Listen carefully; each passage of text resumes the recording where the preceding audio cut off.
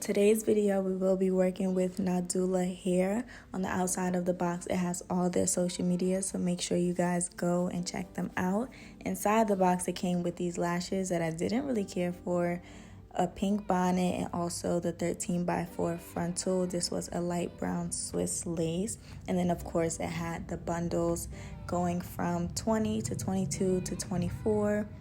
And as you can see, it looks really soft. It felt good. It was just straight bundles and it just looked gorgeous. I even pre-washed it before, so everything was ready to go. And now we're gonna get into how I made the wig.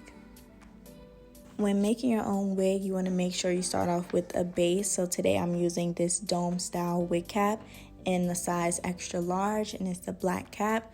You can use it from any brand or any kind that you like. I personally like to use these, and I also like to use a 23-inch dome head size.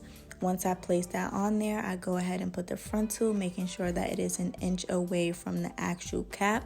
I pin that down, and then I pull the frontal back and pin it there.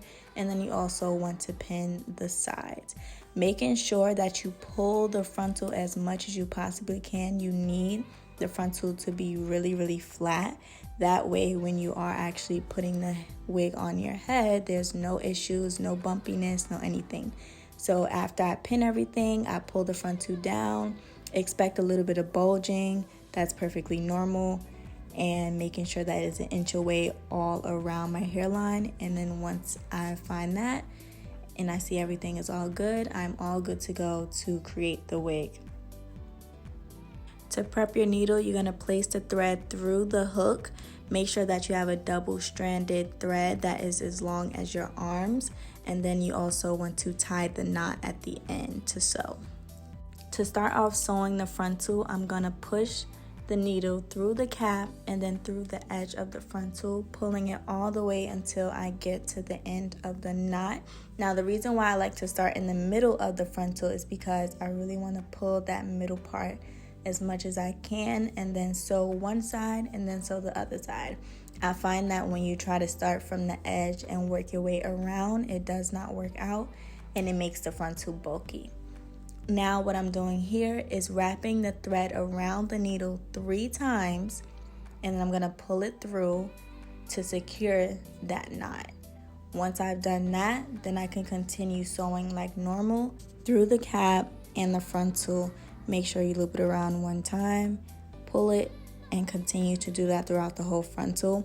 Now once you get towards the end, I will show you guys how I like to finish it off. Very similar to how I did the first knot in the middle. I try to get the best angles possible for my visual learners out there so you can see exactly what I'm talking about and follow along as best as you possibly can. Another important thing you would like to keep in mind is to make sure that as you're sewing, each space is about 1/2 inch wide.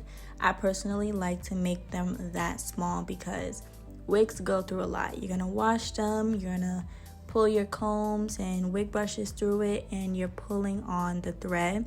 So I feel like the closer it is, it will avoid it from eventually coming out really quickly.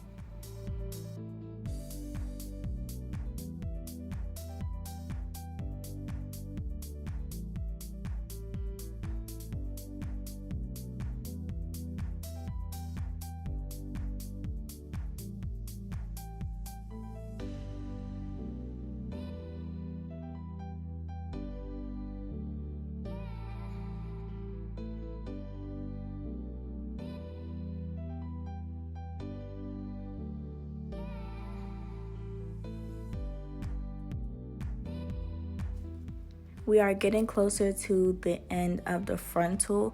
Now I wanted to show you guys that you need to pay attention while sewing in this area. You see that double stitch line on the cap? You need to make sure that you only poke through the top layer of the cap. If you poke through any deeper than that, it will mess up the elasticity and it possibly cannot fit your head if you continue to sew through. So make sure that you poke the top layer of the cap and then go through the frontal. Now that we are at the end, I slowed down a little bit so you guys can really see what I'm talking about. This is me just securing the frontal. Just how I did it in the beginning, right in the middle, we're going to wrap it around 2 times once, and then I'm going to poke it at the bottom to really secure the frontal and wrap it around 3 times and then knot it like normal.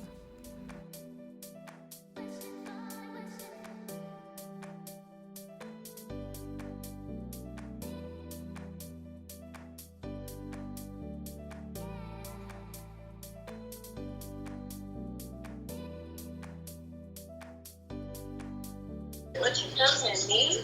Yeah, look. No. That was my friend that had called me in the middle of sewing. I just wanted to throw that in there. But now back to the wig. I'm basically just repeating the same thing that I did on the right side, on the left side. I won't show too much of this, being that I showed everything on the opposite side. You're literally just repeating the same steps, but I will show just a little bit so you guys can get the gist of it and follow along as well. Moving on to the easiest part of making a wig, which is sewing the bundles on. So in today's video, I will be doubling my wefts. As you can see, I have 2 tracks. It's basically one full track and I just folded it in half so it looks double wefted. And I decided to sew it that way. You're gonna use the same method that we used on the frontal. Still, wrap it around 3 times when you're starting and ending, and then wrap it around once as you're going through the whole thing. I will go into detail to how I did the flip over method. I like to do that a few times before I start getting to the top so it won't be too bulky. But when I get to that point, I will come back on and talk to you guys.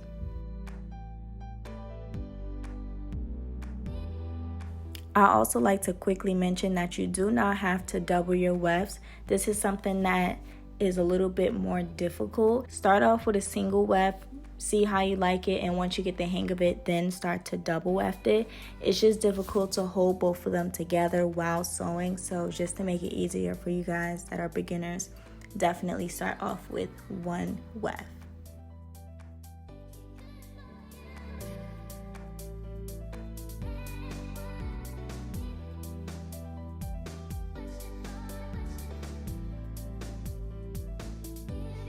At this point, we are ready to start flipping the weft over.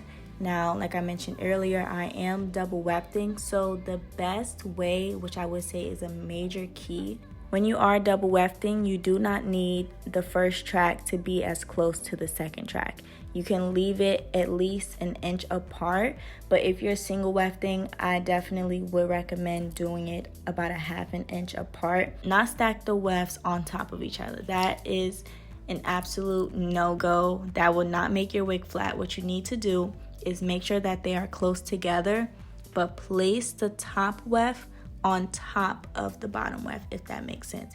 You guys will kind of see me doing it throughout the whole process, but I just wanted to reiterate that so you guys know how important that is. I like to use my T-pins to hold it in place while I sew. It makes everything so much easier, and also having extra needles already prepped to just grab them and go makes the process so much faster. So now that I am doing the ends of the weft, I just like to go over it multiple times. Like I said, when you're starting and ending, you always want to wrap it around 3 times to secure it. I probably go over it about 3 or 4 times just to be 100% safe. You do not have to go over it that many times. I personally like to. It gives me, some type of security. But after I do that, then you're just going to continue to sew like normal.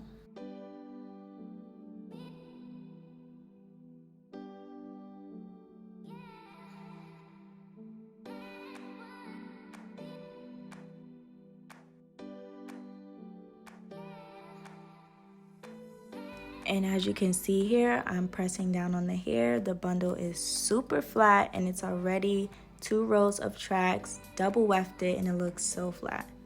Continuing this method, I'm going to keep flipping the bundles over until I finish this whole first bundle, and then I will come back to you guys and show you where and when I stopped doubling. All right, you guys, we are on the second bundle now, and we're getting so close to the end. You guys can see how full and thick the hair is that I did not even need the full 3 bundles. I'm still almost on my second bundle, and I'm almost done with the hair.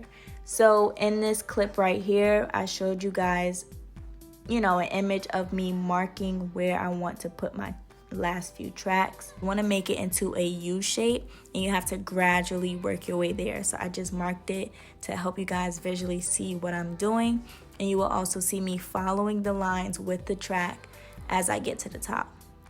Last track should be placed on top of the frontal right where my finger is running across, and after that we are all done with the wig. Finally, just the construction of the wig, but I felt like this was important for me to be very detailed and give you guys all the tips and tricks that I know.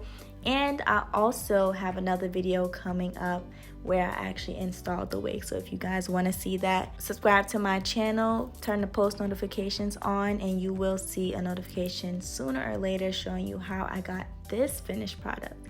I love you guys, and I'll see you in my next video.